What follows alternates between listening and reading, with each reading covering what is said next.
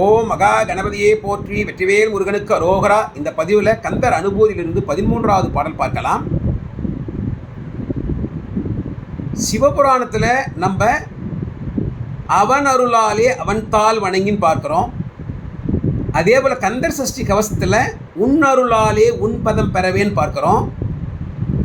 இந்த கருத்தை மிக அழகாக விளக்குகின்ற அழகான அனுபூதி பாடல் தான் நம்ம இப்போ பார்க்க போகிற பாடல். முதல்ல பாடலை பார்க்கலாமா? முருகன் தனிவேல் முனினம் குரு என்று அருள் கொண்டு அறியார் அறியும் தரமோ, உரு அன்று அரு அன்று உலதன்று இலதன்று இருளன்று ஒலி என்று என நின்றதுவே.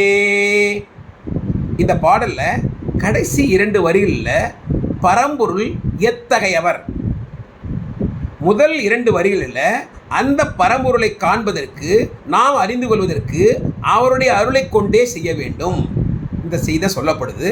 ஆகவே நாம் கடைசி 2 வரியை பார்த்துட்டு அதுக்கப்புறம் முதல் 2 வரிக்கு வருவோம். முதல்ல உரு அன்று அரு அன்று. பரம்பொருள் உருவம் அன்று, அருவம் அன்று. உருவத்திலையும் இல்லை, அருவத்திலையும் இல்லை. அப்போ அவருக்கு உருவம் இருக்கா, உருவம் இல்லையா? நம்ம கந்த புராணத்தில் கூட அருவம் உருவமாகின்ற பாடலில் நம்ம என்ன பார்த்தோம்? ஏற்கனவே பதிவு 27 அது கொடுத்துருக்கு. அந்த பாடலை போய் பார்த்துக்குங்க. அண்டங்களை கடந்து இருக்கின்ற பரம்பொருள், அருவ நிலையில் இருக்கின்ற பரம்பொருள், அதாவது உருவம் இல்லாத நிலையில் இருக்கின்ற பரம்பொருள் நம்மீது கொண்ட கருணையின் காரணமாக உருக்கொண்டு 6 முகங்களையும் 12 திருக்கரங்களையும் கொண்டு இங்கே வந்திருக்கின்றது. அதாவது உருவம் இல்லாத பரம்பொருள் அருவ நிலையில் இருப்பவர் நமக்காக உரு கொண்டு வந்திருக்கின்றார். அதாவது உருவம் இல்லாமலும் இருக்கின்றார், உருவத்துடன் இருக்கின்றார். அப்புறம் அவர் என்னன்னு சொல்றது? உருவம் இருக்குன்னு சொல்றதா, உருவம் இல்லைன்னு சொல்றதா? அதான் உரு அன்று அரு அன்று. அடுத்தது உலதன்று இலதன்று. பரம்பொருள் இருக்கிறார், நம்பினவர்களுக்கு அவர் இருக்கிறார். நம்பாதவர்களுக்கு அந்த பரம்பொருள் அவர்கள் உள்ளத்திலே இருந்தாலும் கூட அவர்களால் அவரை அறிய முடிவதில்லை. ஆகவே அவர் அவங்களுக்கு இல்லை. கொஞ்சம் எளிமையாக புரிஞ்சுக்கணும்னா, நம்ம கிட்ட இருந்து கொஞ்சம் தொலை தூரத்தில் ஒரு செய்தி நடந்திருக்கு, உண்மை செய்தி நடந்தது உண்மை. ஆனால் நம்ம கொஞ்சம் தூரத்தில் இருக்கிறதுனால அந்த விஷயம் நமக்கு தெரியல. அந்த விஷயம் நமக்கு தெரியலன்ற ஒரே காரணத்தினால அது நடக்கலன்னு ஆயிடுமா, அது இல்லைன்னு ஆயிடுமா? நடந்தது உண்மை தானே. அப்போ நம்ம என்ன பண்ணியிருக்கணும்? அந்த நடந்ததை தெரிந்து கொள்கின்ற வழியை நம்ம பார்க்கணுமே தவிர இல்லைன்னு நம்ம சொல்லக்கூடாது, நடக்கலைன்னு சொல்லக்கூடாது. அதை உறுதிப்படுத்திவிட்டு தான் நம்ம சொல்லணும்.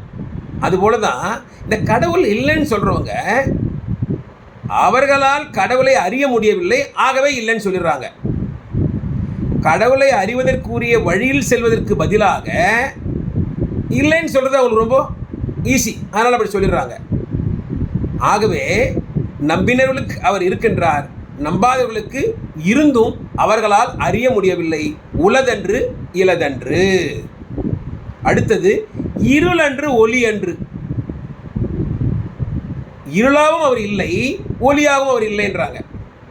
ஏனெனில் பரம்பொருள் எல்லா நேரங்களிலும் எல்லா இடத்திலும் இருப்பவர். இப்போ இருள் நேரத்தில் இருக்கிறான்னு சொன்னோம்னா அப்போ பகல் நேரத்தில் இல்லைன்னு ஆயிடுது. பகல் நேரத்தில் இருக்கிறான்னு சொன்னோம்னா அப்போ இரவு நேரத்தில் இல்லைன்னு ஆயிடுது. ஆனால் அவர் எல்லாத்தையும் இருக்கிறவர். இன்னும் கொஞ்சம் எளிமையாக புரிஞ்சுக்கிறதுக்கு, இந்தியாவில் பகலாக இருக்கும் பொழுது, அதாவது ஒளி இருக்கும் பொழுது, வெளிச்சம் இருக்கும் பொழுது, நேர் பின்னாடி இருக்கிற அமெரிக்காவில் ராத்திரி இருட்டு. அப்போ இங்கே இருக்கிற பரம்பொருள் அங்கே இல்லைன்னு ஆயிடுமா என்ன? இல்லை அங்கே இருக்கிற பரம்பொருள் இங்கே இல்லைன்னு ஆயிடுமா? ஆக பரம்பொருள் இருளாகவும் இருப்பார், ஒளியாகவும் இருப்பார், எல்லா விதத்திலையும் இருப்பார். இப்போ நம்ம பார்த்தோம்னா எல்லாம் இந்த நேர் எதிர்கருத்துக்கள்.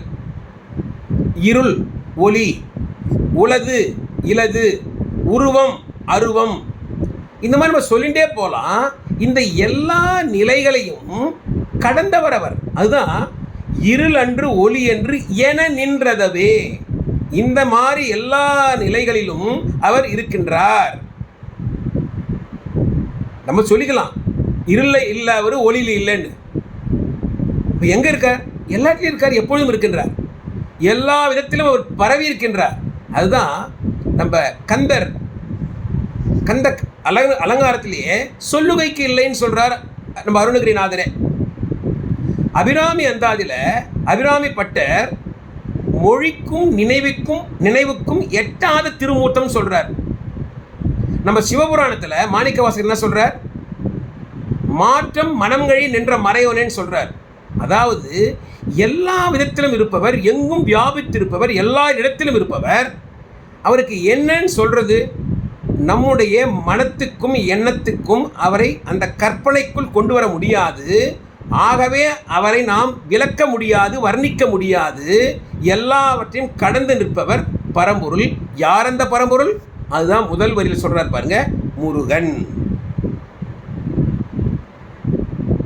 எல்லா விதத்திலும் எல்லாவற்றையும் கடந்து எல்லா இடத்திலும் இருப்பவர் அவர் முருகன்.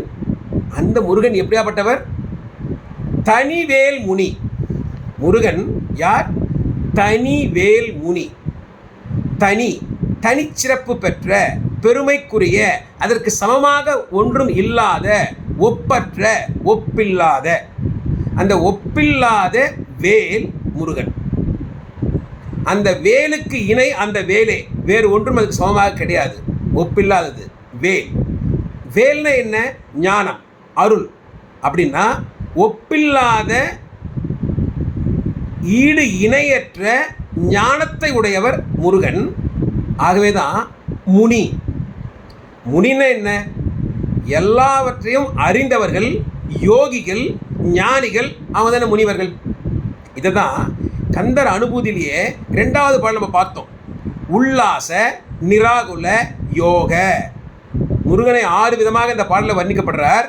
அதில் 3வது சொல்லப்படுது யோக. ஆகவே எல்லா ஞானங்களையும், எல்லாவித ஞானத்திலும் முதிர்ச்சி அடைந்த நிலையில் இருக்கின்ற ஞானத்தை தன்னுள் கொண்டவர். ஆகவே அவர் யோகி, ஆகவே அவர் முனிவர். அவர் தனிவேல் முனி. ஒப்பற்ற, ஈடு இணையற்ற அருளை கொண்ட, வேலாயுத்தை கொண்டவர், அருளை கொண்டவர். ஆகவே அவர் முனி, ஆகவே அவர் குரு. எல்லோருக்கும் போதிக்கத்தக்கவர், அருள் ஞானத்தை கொடுக்கத்தக்கவர். ஆகவே அவர் குரு. குருகளிடம் நமக்கு அருள் கிடைக்கும், குருகளிடம் நமக்கு ஞானம் கிடைக்கும். அவர் குரு. அவரை நாம் என்ன செய்ய வேண்டும்? நம் குரு என்று அவரை நாம் குருவாக ஏற்றுக்கொண்டு, அப்போ நமக்கு என்ன கிடைக்கும்? அருள் கொண்டு, அந்த குருவின் அருள் கொண்டு, ஒப்பற்ற, ஈடு இணையற்ற அருளையே தன்னுள் கொண்டுள்ள முனி, யோகி, முருகன். அவர் குரு. அவரை நாம் குருவாக கொண்டு, அவரின் மூலமாக நமக்கு கிடைக்கின்ற அருள் கொண்டு அறியார் அறியும் தரமோ. இதை கொண்டு நாம் அறியவில்லை என்றால் முருகனை, வேற எதை கொண்டு அறிவது? வேற ஏதாவது கொண்டு அறிய முடியுமா என்ன? நாம் படித்தோமே, அறிவியல் ஞானம், விஞ்ஞானம், பகுத்தறிகின்ற ஞானம், இந்த பகுத்தறிவு, இதை கொண்டு முருகனை பார்க்க முடியுமா? பரம்பொருளை பார்க்க முடியுமா? பரம்பொருளை மெய்ஞானத்தை கொண்டே உணர வேண்டும். உண்மை ஞானம் மெய்ஞானத்தை கொண்டே பரம்பொருளை உணர வேண்டும். அந்த மெய்ஞானத்தை கொடுப்பவரும் அவரே. தனிவேல் முனியாக, நமது குருவாக நமக்கு அவர் அருள் கொடுப்பார். அந்த அருளை அவர் கொடுக்கின்ற போது நாம் அவரை அறிந்து கொள்ளலாம். அதை கொண்டே அறிய வேண்டுமே தவிர வேறு எதை கொண்டும், இந்த பகுத்தறிவை கொண்டோ அறிய முடியாது. அதாவது மொத்தத்தில் நம்ம பார்த்தோம்னா, நமது எண்ணத்துக்கும் மொழிக்கும் அப்பாற்பட்டவர். நம்மால் அவரை வர்ணிக்க முடியாது. எல்லா இடத்திலும் அவர் ஊடுருவி இருப்பவர். அவருக்கென்று ஓர் அளவு கிடையாது. அந்த பரம்பொருள் யார்? அவர்தான் முருகர். அந்த முருகன் தனிவேல் முனி, ஒப்பற்ற ஞானத்தை கொண்ட குரு. அந்த குருவின் அருளை கொண்டே நாம் அவரை அறிய முற்பட வேண்டும், முயற்சி செய்ய வேண்டும். அதுவே அதற்கு வழி. வேறு வழியில் பகுத்தறிவு போன்ற வழிகளில் அவரை நாம் காண முடியாது, உணர முடியாது. பரம்பொருளை உணர்வதற்கு அந்த பரம்பொருளின் அருளே நமக்கு தேவை. அதுதான் அவன் அருளாலே அவன் தாள் வணங்கி உன் அருளாலே உன் பதம் பெறவே. அவ்வளவு சிறப்பு வாய்ந்த பாடல். ஆக இந்த பாடல் நம்ம என்ன தெரிஞ்சுக்கிறோம்? முருகக்கடவுளை, பரம்பொருளை நாம் உணர்வதற்கு அவருடைய திருவடிகளை நாம் பிடித்து கொள்ள வேண்டும். அதன் மூலமாக அவரது அருள் நமக்கு கிடைக்கும்.